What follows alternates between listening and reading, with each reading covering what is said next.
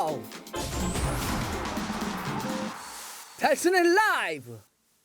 볼 게 많은 경기입니다. 손흥민 선수의 선발 복귀 여부, 무리뉴 감독 더비기도 하죠. 니가 가라 챔스. 최근 프리미어리그에서 10경기 무패 행진의 맨유의 상승세 등등등등 해서 정말 재밌는 게 많을 그런 경기입니다. 토트넘과 맨유 경기인데요. 경기는 일요일에서 월요일 넘어가는 새벽 12시 30분. 그렇게 늦진 않으니까 어렵진 않을 것 같은데요. 토트넘 홈에서 이제 경기가 치러집니다. 관전 포인트가 좀 많이 있습니다. 우선은 순위 싸움이 정말 치열하죠. 특히 4위 싸움이 정말 엄청난데요. 챔피언스 리그에 나가기 위한 그런 싸움이죠.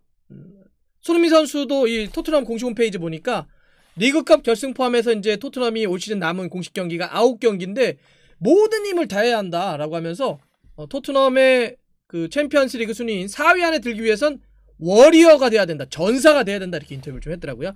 그만큼 순위 싸움이 토트넘에게 매우 중요하다, 이렇게 볼 수 있겠죠. 현재 순위를 보면 맨유가 2위고요 토트넘이 6위입니다 맨유는 프리미어리그 순위 다툼엔 뭐 큰 문제는 없는 것 같아요. 왜냐하면 우승은 맨체스터 시티가 거의 확정적이죠. 맨유는 이제 그래도 최대한 높은 순위로 올 시즌을 끝내기 위해서는 지금 승점 4점 차로 쫓고 있는 3위 레스터의 추격을 좀 따돌려야 되는데, 그러기 위해서는 승점을 더 추가해야 될 것 같습니다. 그러니까 맨유도 잡으려고 좀 나오겠죠. 순위 싸움에 조금은 더 진심인 팀은 토트넘이죠.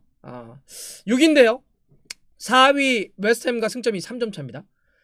챔스 나갈 수 있는 4위 안에 들기 위해서는 승점을 빨리 추가하는 게 너무너무나 중요할 수밖에 없는 토트넘인데요.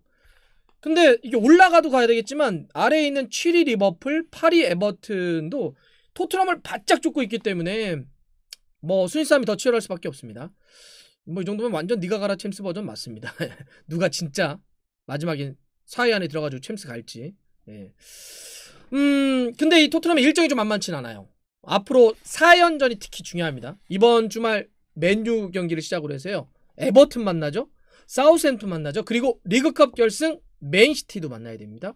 그래서 이 4연전의 결과가 올 시즌 토트넘의 한 시즌을 전체적으로 가늠하는 그런 이제 최종 결과를 좀 좌우할 수 있지 않겠냐, 좀 이렇게 생각이 좀 듭니다.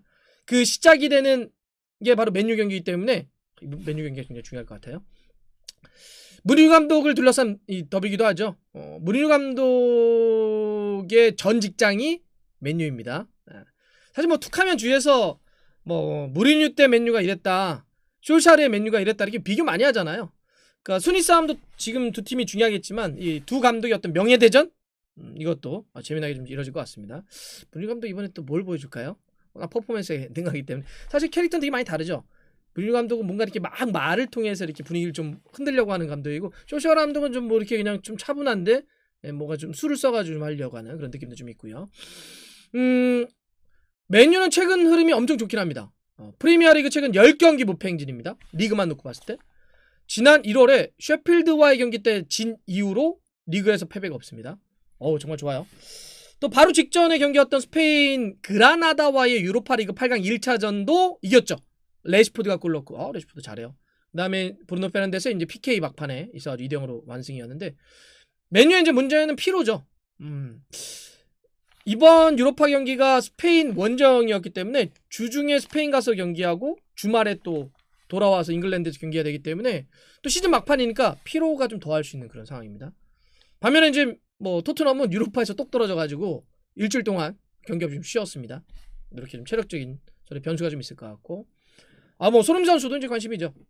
손흥민 선수로서는 맨유를 상대로 사상 첫 연속골을 넣을 수 있을지 좀 지켜봐야 되겠죠. 이번에 만약에 손흥민 선수가 골을 넣게 된다면 한 시즌 맨유를 상대로 해서 홈과 원정에서 모두 골을 넣게 되는 첫 번째 일이 됩니다. 사실 손흥민 선수는 맨유를 상대로 그렇게 강하진 않았었어요. 골을 예전엔 잘 못 넣었죠. 손흥민 선수가 그동안 맨유를 모두 12번 상대했습니다. 챔피언스리그, FA컵, 프리미어리그 다 합쳐서요.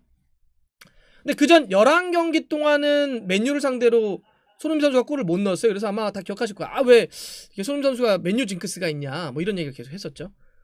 근데 그러다가 올 시즌 첫 번째 맞대결이었던 지난 10월에 OT 원정 갔을 때 손흥민 선수가 빵 터졌습니다. 예. 2골.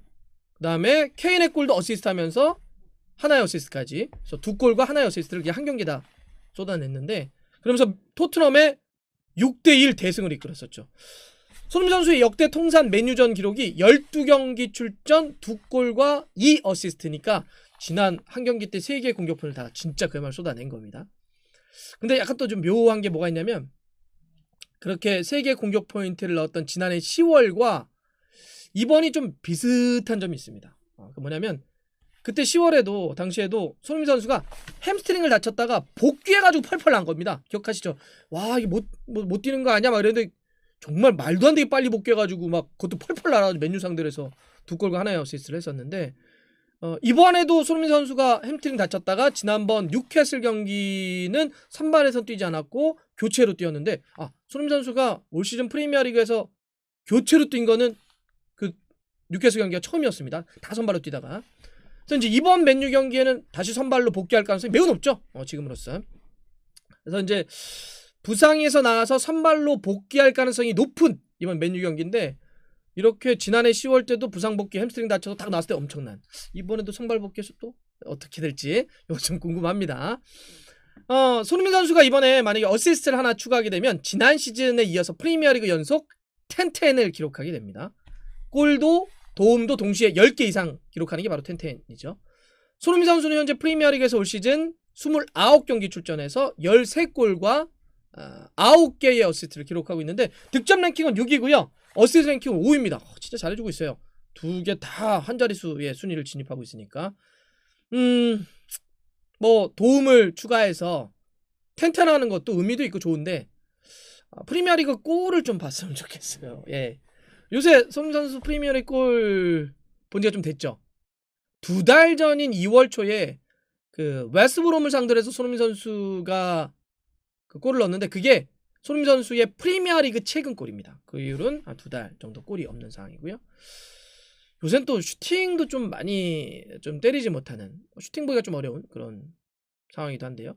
지난번 그 뉴캐슬 경기 때 슈팅을 안 때렸다고 어떤 장면에서 그 박스에서 이렇게 케인에게 대줬던 장면에서 왜 직접 안 때렸냐, 무리뉴 감독이 뭐라 하기도 했는데, 다시 봐도 등지고 있기 때문에 내주는 게 훨씬 더 좋은 장면인데, 여하튼 근데 그 장면도 그랬지만 뉴캐슬 경기가 후반 시작하면서 들어갔으니까 45분 정도 뛰었는데, 뉴캐슬 경기에 슈팅이 하나도 없어요. 그건 어쨌든 전체적으로 좀 그래도 공격수기 때문에, 물론 뭐 무리뉴 감독이 수비적인 전술 때문에 어떤 영향도 있겠지만, 그래도 공격수니까 슈팅을 더 좀 적극적으로 좀 때렸으면 좋겠어요. 전체적으로 시즌을 놓고 보더라도 한 중반기 정도 거치면서 손흥민 선수의 슈팅이 좀 눈에 띄게 준 건 좀 맞아요. 그래서 이번에 좀 더 적극적으로 슈팅을 때렸으면 좋겠다. 예, 또 아주 중요한 경기잖아요. 손흥민 선수 표현 그대로 하자면 4위 안에 들기 위해서는 전사가 돼야 되기 때문에, 전사의 앞에 있는 공격수는 더 적극적으로 막 창을 뒤로 밀어야 되겠죠. 자, 그러면 마지막으로 토트넘과 맨유의 이번 경기 예상 선발 라인업을 한번 보겠습니다. 홈팀 토트넘부터 보면은요, 지금 벤 데이비스와 도어티가 부상 여파로 뛰기 어려울 것 같고, 지난번 경기 오리에와 알더웨이럴트가 뉴캐슬 경기에 이제 뛰지 않아가지고 뭐냐 그랬더니, 뭐 처음에는 뭐 A매치 피로 때문에 그런 거 아니냐 뭐 그랬었는데, 또 그게 아니라 뭐 갈등이 있다 뭐 이런 거 막 여러 가지 말들을 하단 말이에요. 그래서 이런 것도 좀 고려를 해야 될 것 같은데, 일단 홈팀 토트넘은요, 예상은 이렇습니다. 케인 최전방에 세워놓고요, 2선에 손흥민 선발 복귀합니다. 은돈벨레, 루카스 모우라, 라멜라는 뺐습니다.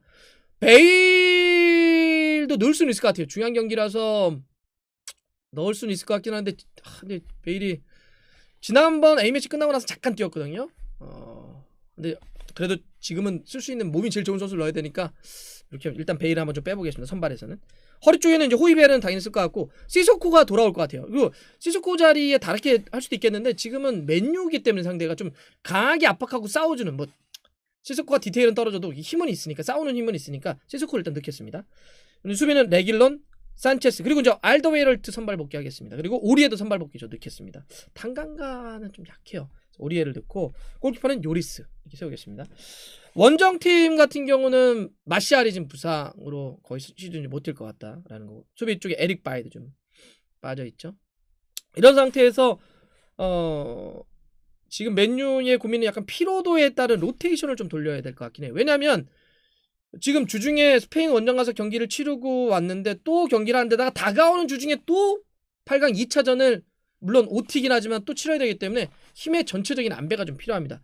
근데 지금 약간 느낌은 조슈아 감독이 당연하겠지만 유로파도 놓치지 않겠다. 우승을 하겠다는 느낌이기 때문에 약간 프리미어리그에서 약간 조금 힘을 뺄 수도 있을까? 그런 느낌이 좀 들기도 합니다. 그래서 이렇게 맨유 예상 선발로 하면 이렇게 한번 보겠습니다. 최전방에 카바니, 허리 2선 쪽에는 레시포드하고 부페, 그리고 이제 그린우드를 세우겠습니다. 허리 쪽에는 프레드와 포그바, 수비 쪽에는 루크쇼, 맥과이어, 린데레프, 오른쪽 수비는 완 비사카 세우겠습니다. 골키퍼는 지난번 유로파리그 8강 1차전은 데에아가 좀 선발로 뛰었었는데 최근에 프리미어리그나 이럴 때는 핸더슨이 중용되고 있잖아요. 약간 이런 변화 흐름들이 있습니다. 그래서 핸더슨을 이번 토트넘 경기에 주전으로 좀 세워놓겠습니다. 자, 어떻게 될까요?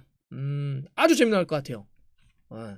이건 진짜 맨유를 보는 재미, 토트넘을 보는 재미, 손흥민 선수를 보는 재미, 부패를 보는 재미, 이 보는 재미들이 너무 많아서 재밌을 것 같고 결과에 따라서 두 팀의 어떤 희비도 크게 갈릴 수도 있을 것 같기도 하고요. 자, 시간대도 괜찮습니다. 거의 뭐 사실상 일요일 밤이니까 시간 맞춰서 여러분과 함께 이 경기 지켜보겠습니다.